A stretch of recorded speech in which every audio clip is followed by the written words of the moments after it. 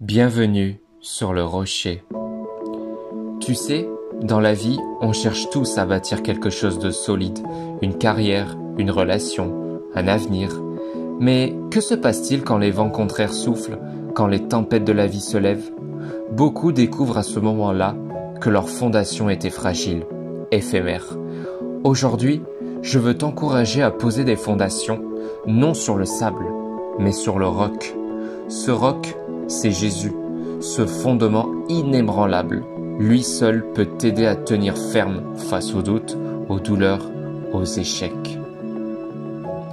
Faire de la parole de Dieu ton fondamental. Comme nous le montre Matthieu chapitre 7 au verset 24, c'est pourquoi quiconque entend ces paroles que je dis et les met en pratique sera semblable à un homme sage qui a bâti sa maison sur le roc. Tu veux construire du solide? Commence par écouter et vivre la parole. Elle n'est pas juste un livre à consulter, mais une fondation à expérimenter. Lis-la, médite-la, applique-la. Elle te donnera une perspective divine, stable et éternelle. Une maison ne tient pas par son apparence, mais par la force de ses fondations. Obtenir l'intelligence divine pour prendre de bonnes décisions. Si quelqu'un de vous manque de sagesse, qu'il la demande à Dieu, qui donne à tous généreusement. Jacques chapitre 1 verset 5. Dans ce monde rempli d'options, de voies, de pressions, tu as besoin d'une boussole céleste.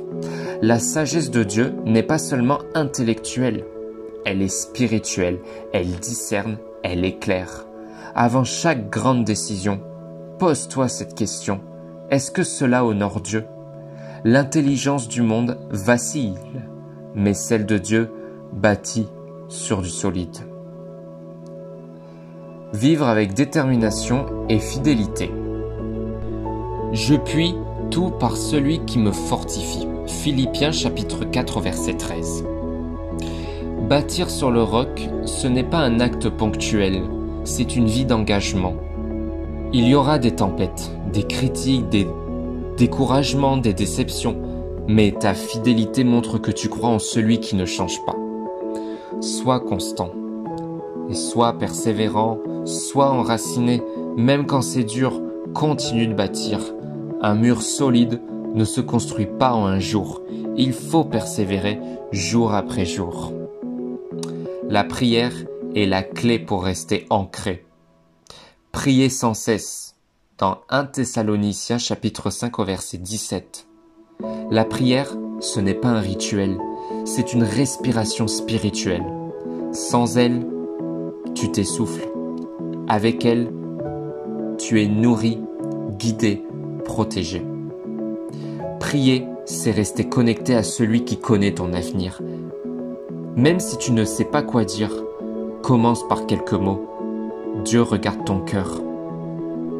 L'amour de Dieu comme ciment solide.